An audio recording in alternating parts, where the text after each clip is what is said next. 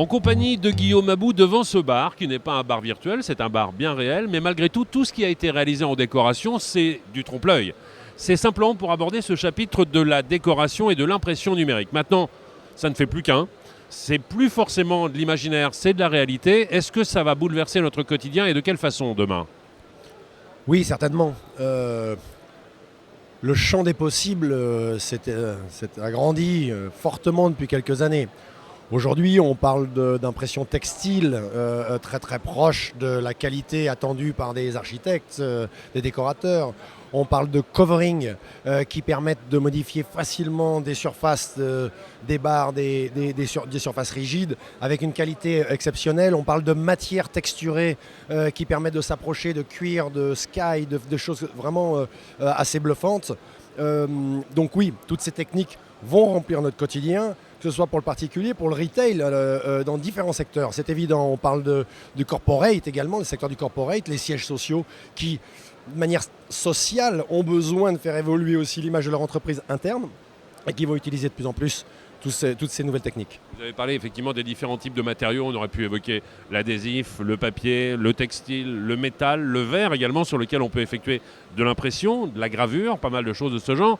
Bien sûr, je vais le voir à ma banque, dans mon cabinet d'assurance, je vais le voir dans les collectivités locales. Moi, ce que j'ai envie, c'est d'avoir ça chez moi demain. Alors la question, elle est toute simple, Guillaume, c'est dans ma petite ville de province, si je vais voir un imprimeur, est-ce que je peux faire réaliser ceci demain ?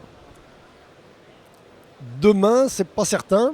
Après-demain, oui. Aujourd'hui, bien sûr, que des imprimeurs savent réaliser ce genre de prestations. Mais ce sont quand même des innovations récentes, depuis quelques années. Il faut que toute la chaîne de distribution, il faut que tout ce marché s'organise. Alors, s'organiser, ça veut dire que votre imprimeur de province, il faut qu'il se confirme techniquement qui sera apte à pouvoir imprimer un produit de qualité.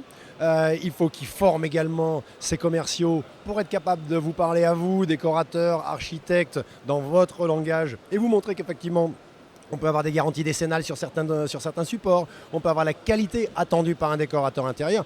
Et donc, toute cette organisation prend du temps. Un salon comme le salon C-Print est là justement pour organiser cette filière verticalement. On parle du fabricant de matériel d'impression, on parle des imprimeurs, on parle des décorateurs, des architectes d'intérieur et on parle également des clients finaux. Des gens de chez Ikea sont dans les allées de ce salon pour voir un petit peu comment ils vont pouvoir intégrer ça dans leur boutique par exemple. D'accord. Pour que le grand public puisse avoir accès à ce genre de choses, est-ce qu'il n'est pas envisageable de mettre en contact des imprimeurs, des industriels et de créer une grande toile d'araignée pour que le petit imprimeur qui n'a pas les moyens d'investir dans une machine permettant de faire ce genre de choses puisse nous mettre en relation ou réaliser le contact direct avec le bon interlocuteur ? C'est ce qu'on essaye de faire.